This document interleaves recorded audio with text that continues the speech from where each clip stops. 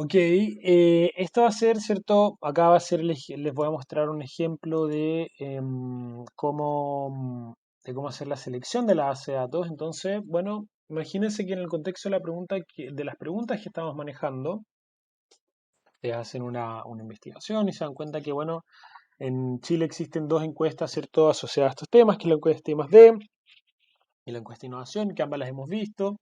Entonces ustedes para hacer la primera parte, que es definir si es que el contenido de la encuesta es suficiente, ¿cierto?, para responder su pregunta de investigación, tendrían que revisar el cuestionario de estas. Entonces lo primero, bueno, son temáticas de I+D, lo más intuitivo sería irse a la encuesta I+D. Si ustedes se fijan acá, les voy a pasar solamente algunos módulos para hacerlo, para no detenernos tantos, pero hay preguntas sobre ventas y exportaciones, sobre empleo total, hay preguntas sobre, sobre la ejecución de I+D. Acá se pregunta por el personal dedicado a las actividades de I+D, y acá es interesante porque se pregunta por el sexo, el nivel de titulación, etcétera. Entonces ahí hay algo de información como para poder ver, ¿cierto? Hacer alguna pregunta asociada a temas de género. Em, Acá, por ejemplo, se empieza a desglosar el gasto mismo según gasto salarial, inversión de capital, gastos operativos, ¿verdad? Se pregunta, ¿cierto?, por la fuente de financiamiento del gasto. Ahí se pregunta específicamente si es que vienen de subsidios, ¿cierto?, de carácter público. Entonces, si quisiéramos hacer, ¿cierto?, esa pregunta, ahí hay algo. Se pregunta por las regiones en las que llevan a cabo las actividades de I+D. eh, etcétera. ¿Ok? Y por último, bueno, hay otras preguntas sobre obstáculos para realizar I+D y sobre si utilizan la ley I+D o no, pero no hay mucho más. ¿Ya? Acá ustedes podrían decir, bueno, igual acá hay algunos aspectos de las finanzas de la empresa o de propiedad intelectual, ¿cierto?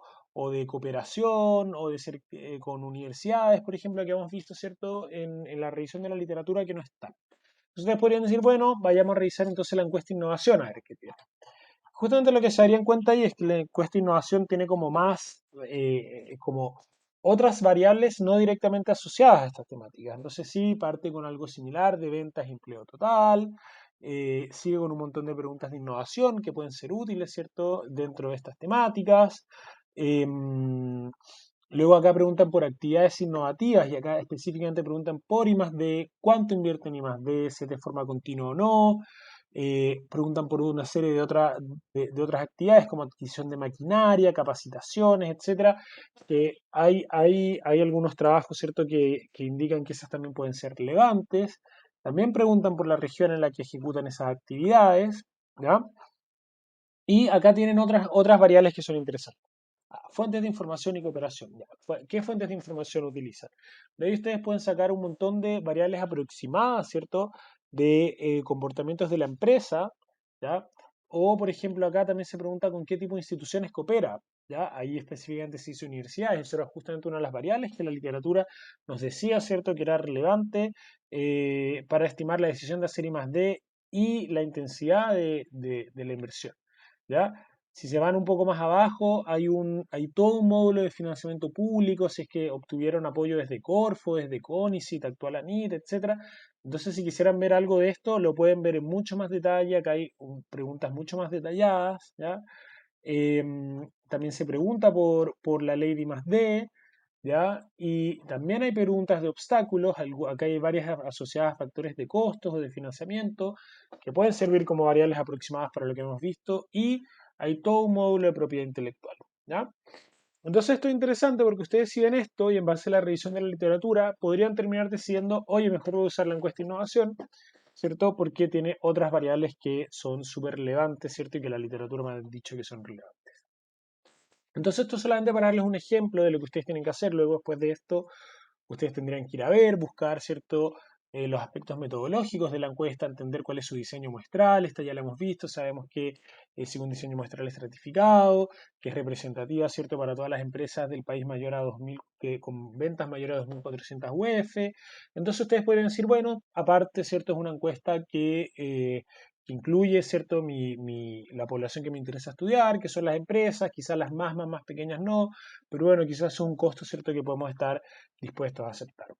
Entonces yo acá les quiero mostrar un paper que utiliza esta base de datos y un poco para que ustedes vean cómo la describen, ¿ya? Entonces en esta sección de datos, ya, bueno, el paper es un paper de Saler, Goya y Camaño del 2018. Entonces ustedes se van abajo acá a esta sección, ellos empiezan a describir, ¿cierto?, la encuesta de innovación. Dice, bueno, es una encuesta que se hace cada 2 años, que la lleva a cabo el INE, pero específicamente, y acá ya parten con una elección. Ellos van a utilizar solamente las rondas 7, 8 y 9 porque ellos están interesados en la variable de obstáculos a la innovación. Y entre esas rondas, esas preguntas en particular se han mantenido más o menos estables, por los cuales, ¿cierto?, hay una cierta consistencia metodológica para poder hacer el análisis que ellos quieren. Primero, punto súper importante, dentro de la variable en la que ellos están interesados, bueno, mira, justifico la elección de la base de datos.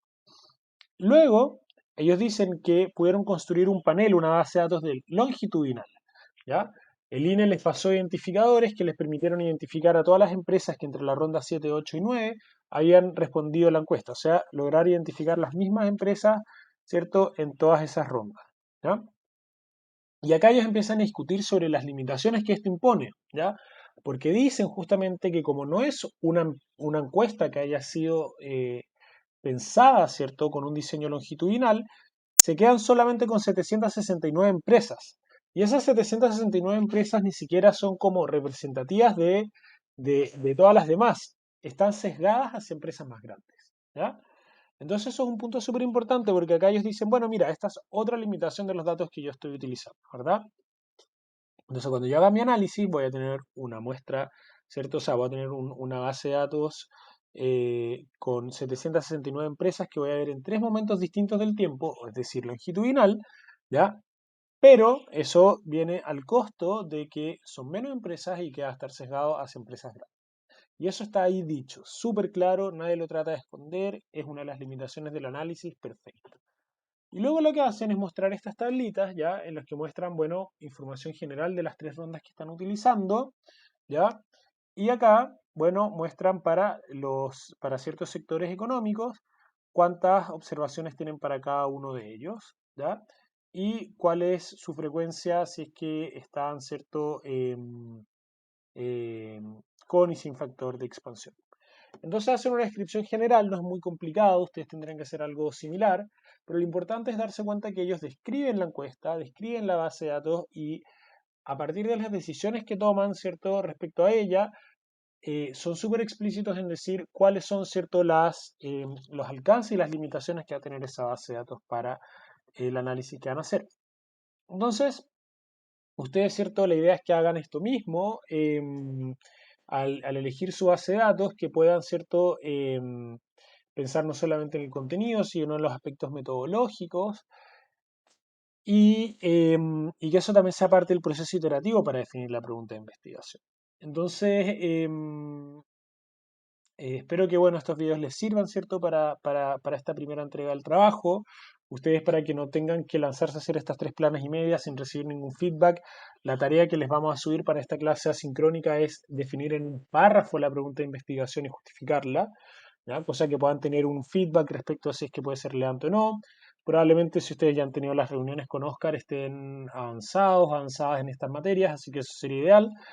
Em, Así que eso, espero que se motiven harto con el trabajo porque no tengan dudas de que va a ser la parte del curso en la que más van a aprender, ¿ya?